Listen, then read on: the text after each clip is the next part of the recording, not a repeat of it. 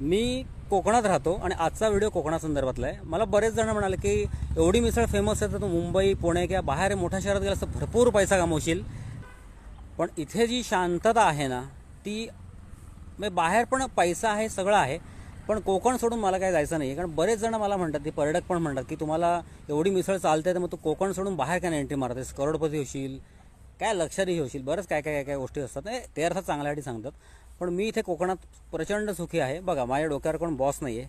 त्याच्यानंतर मी सकाळी ठीक आहे लवकर उठतो, 4:30-4ला उठतो, मस्तपैकी उठून इथे छान हवेमध्ये चहा कॉफी प्यायची, जे काय पाहिजे ते नाश्ता छानपैकी करायचा, कुठेही कसलाही त्रास नाही, स्वच्छ वातावरण मस्तपैकी। त्याच्यानंतर सकाळी 9 वाजता मिसळ पर्यंत 9 वाजेपर्यंत मिसळ बनवायची, 2पर्यंत मिसळ पूर्ण बनवून ती पूर्णपणे विक्री होते ॲडव्हान्स टोकन बुकिंग असल्या कारणामुळे।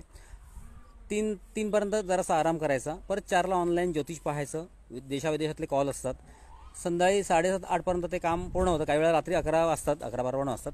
पण कसं इथलं जे जीवन सुखी आहे ना, आणि पैसा थोडासा कमी असला तरी चालणार आहे, काही प्रॉब्लेम नाही आहे, इथलं जे सुख आहे ना भरपूर आहे। म्हणजे आम्ही कोकणी मी स्वतःला थोडा मोठा समजतो की मी कोकणात माझा जन्म झालेला आहे, आणि इथे भरपूर, इथे पैसा कमी असला ना तरी सुख जे आहे ना भरभरून सुख आहे, म्हणजे जबरदस्त। आता पर्यटक इतके आमच्याकडे येतात ना, अरे म्हणाले तुम्ही एवढ्या स्वर्गात राहताय, म्हणजे आम्ही स्वर्गातच राहतोय।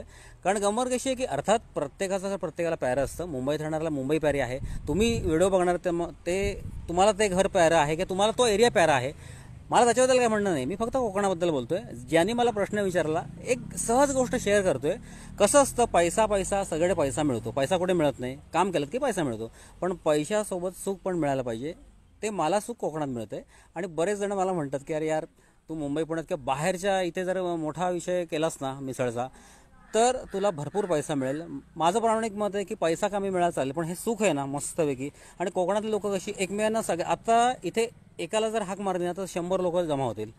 मोठ्या मोठ्या एरियामध्ये कसं असतं माहिती आहे का, आत्ता मोठ्या मोठ्या शहरांमध्ये शेजारच्या पाजाराला काय माहीत नाही आहे की आम्ही कोण आहोत आणि शेजारी कोण आहे। चाळीमध्ये आहेत ना, मी मुंबई पुण्यात राहणारे जे सर्वसामान्य लोक आहेत ते एकमेकांना धरून येतात छानपैकी, ते कोकणी लोक बाहेर गेले की सर्वसामान्य लोक आहेत, पण हाय सोसायटीमधल्या ज्या गोष्टी आहेत ना मला काही गोष्टी त्या पसंत नाही आहेत। त्यामुळे शक्यतो मोठ्या ठिकाणी जायचं मी नाही जात तिकडे। त्याच्यामुळे कोकणातलं सुख जे आहे ना ते बेस्ट। मी कोकणामध्ये एक गोष्ट क्लिअर सांगतो, तुम्हाला पटो न पटो, सकाळी जर कोकणामध्ये एखाद्या व्यक्तीशी भांडण झालं एखाद्या गावात एखाद्या वाडीमध्ये, आणि दुपारी जर त्याच्या अंगावर कुठला प्रसंग येऊन पडला, अख्खी वाडी जमा होते किंवा अख्खा तो ग्रुप, अख्खी वाडी जमा होते। कोकणी माणूस सकाळी जर भांडला तर दुपारी लगेच तो एकत्र येतो, म्हणजे येतो, आणि एकमेकांना मदत करतात। अजून इथे माणुसकी खूप शिल्लक आहे, आणि निव्वळ ह्या एका कारणामुळे मी कोकण सोडणार नाहीये।